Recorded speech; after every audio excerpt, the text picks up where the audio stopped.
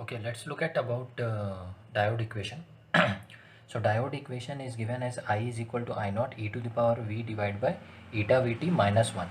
Okay, I naught is common, so v is this v across the diode, I is this I current, diode current, and I naught is reverse saturation current.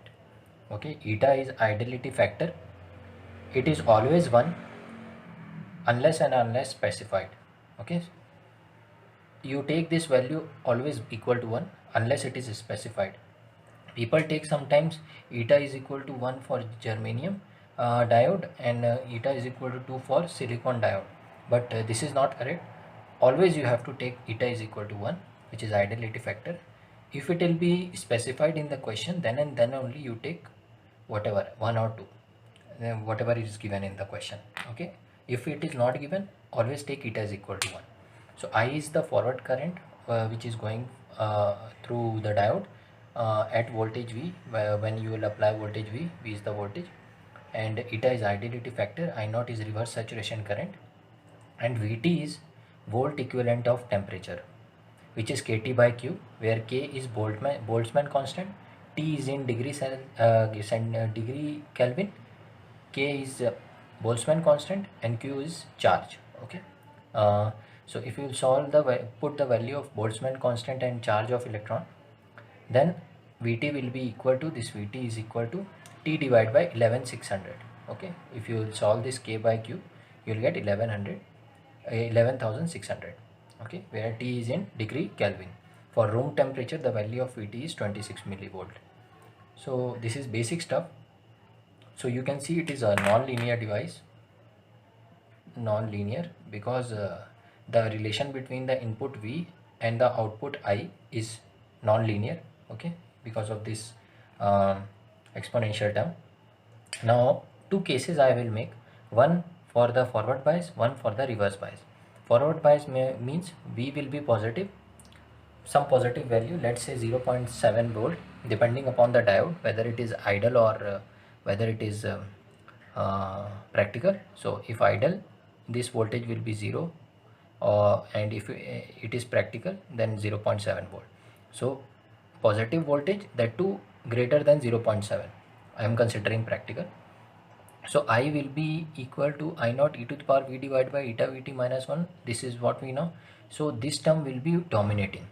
E to the power v divided by eta vt will be very greater than 1 because of the positive value of v, and hence you can approximately write this equation as I approximately equal to I naught e to the power v divided by eta vt. Okay, similarly the second case, reverse bias, where voltage is negative or less than 0, you can say, then this equation will become I approximately equal to minus I0. Why? Because this term will be dominating. One will be very greater than e to the power v divided by eta vt because of the negative value of v. Reverse bias means negative value of v, means this term will be one will be very greater than e to the power v divided by eta vt. That's why minus I naught coming. Okay, so one, how this equation changes for forward bias and reverse bias, that is what we saw.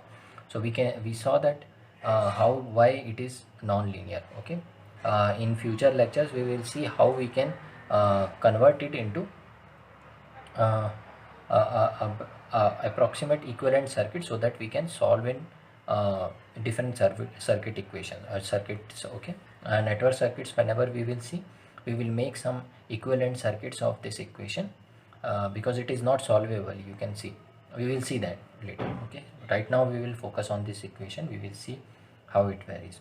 So K is Boltzmann constant, Q is electron charge of an electron. Okay,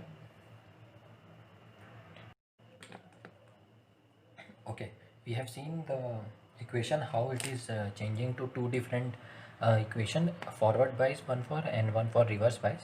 For forward bias, it is becoming I approximately equal to I naught e to the power v divided by eta vt, and for reverse bias it is becoming I approximately equal to minus I naught, because minus I naught. Okay, this term will be negligible here. This term will be very high. Okay, with compared to 1. Okay, so this is how it will look like. This is the forward bias side, this is the reverse bias side. Minus I naught will be the equation of I. Okay, in negative direction the amplitude is minus I naught. Okay, I naught, and it's in negative direction, and here in positive direction, this line will be representing I is equal to I naught e to the power v divided by eta vt, which is this guy. Okay, so this is how the characteristic becomes. Now we will see uh, uh, how it is changing to uh, some approximation here in this curve, like when the diode is idle, when the diode is practical, or when the diode is piecewise linear, how this curve changes. We will see that this curve is more oriented towards piecewise linear approximation, that we'll see next. Okay, by the way, kT by q here is volt equivalent of temperature, this Vt. KT is in degree Kelvin, and K and Q are values are 1.6 into 10 power minus 19 coulomb, and K is Boltzmann constant 1.38 into 10 power minus 23 joule per Kelvin. This is charge of electron, this is Boltzmann constant, these are the values: coulomb, joule per Kelvin, 1.6 into 10 power minus 19, 1.38 into 10 power minus 23. Okay, so this is how the diode equation looks like. Okay. Okay, let's look at the slope of diode equation. Slope from diode equation you can calculate by taking the partial differential in both the side, partially differentiate. So del I will become equal to I naught, which is just a constant, e to the power v divided by eta vt, 1 by eta vt dv, because we are differentiating with respect to v.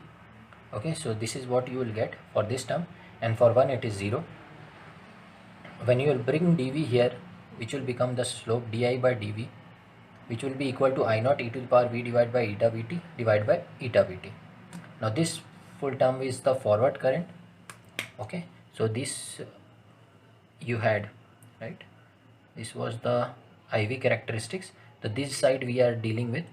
So then we can replace it by forward current, because it was approximately equal to I naught e to the power v divided by eta vt divided by eta vt.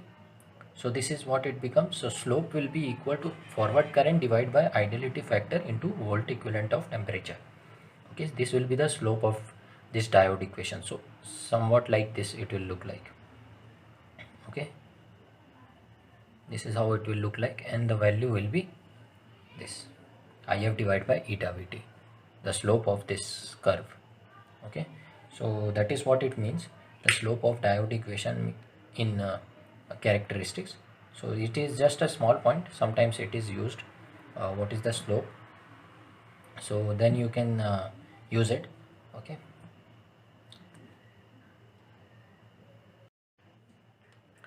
okay, let's look at next part. Why do we need to represent a diode with equivalent circuit? Okay, this is what we have to see. Why do we need to represent a diode into some equivalent circuit? So the motivation is given in form of example. So let's say you have a 10 volt connected to a diode through a 3 kilo ohm resistor. Let's say its voltage across this diode is V, and we have to find the current what is flowing through the diode. So you know the diode equation here, I is equal to I naught e to the power v divided by eta vt minus 1. So if you will plug the values, if you will apply KVL, you will get 10 minus v divided by 3k is equal to I. 10 minus v divided by 3k is the current flowing through this circuit. Okay, now if you want to find out this current, you have this equation, you plug the value of v. So v will be 10 minus 3 kilo ohm into I divided by eta vt. I have just placed the value of v here. Now you can see this is very difficult to solve. Okay, it is not easy to solve in pen paper mode. You will need a computer to solve this equation, because it is not linear, it is non-linear equation. It is because of this exponential term.